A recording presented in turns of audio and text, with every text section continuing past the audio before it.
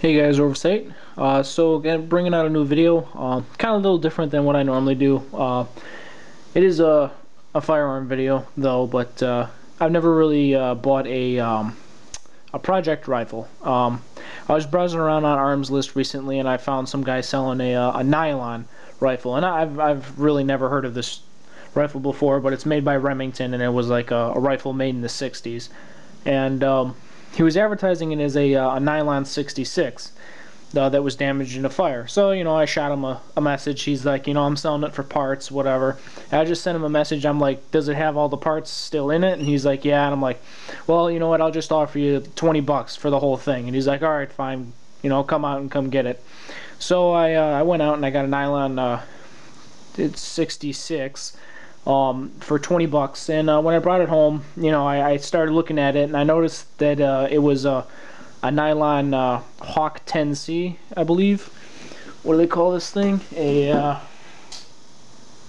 Mohawk 10c, which I ended up finding out was their magazine-fed version of the Nylon 66.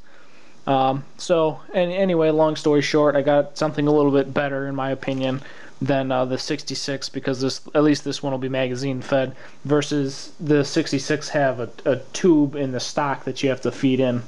But anyway, so this is my project rifle. The story behind this was it was in a house fire.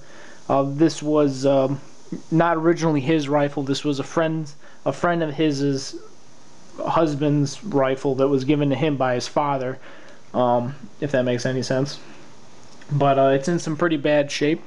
But over here we have the fire eating the stock. Just a little bit on the handguard. The whole receiver, I guess you can call it, is pretty badly rusted. And the inside, it's really badly rusted. The action does work.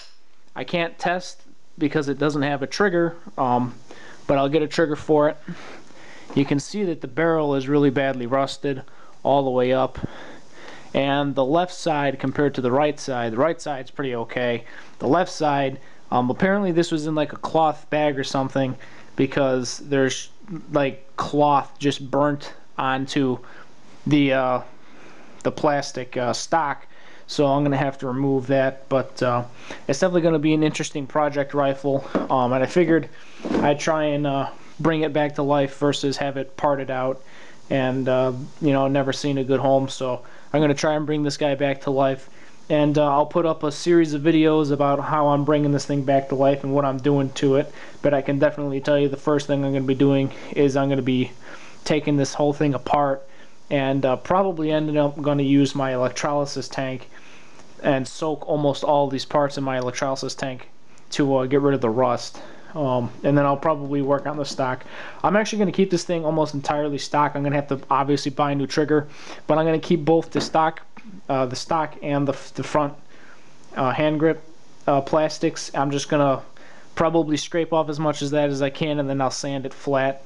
But I'm going to try and keep this guy as original as possible. But anyway, guys, so just a quick update on what I'm going to be putting up recently. So stay tuned. Anyway, guys, thanks for watching. Remember to rate, thumbs up, and subscribe if you liked the video. Let me know what you thought. And make sure, if you want to follow what's going to be happening to this rifle, to subscribe if you're not. Or just if you already are, well, you'll know when I upload a video. Anyway, guys, so see you guys later.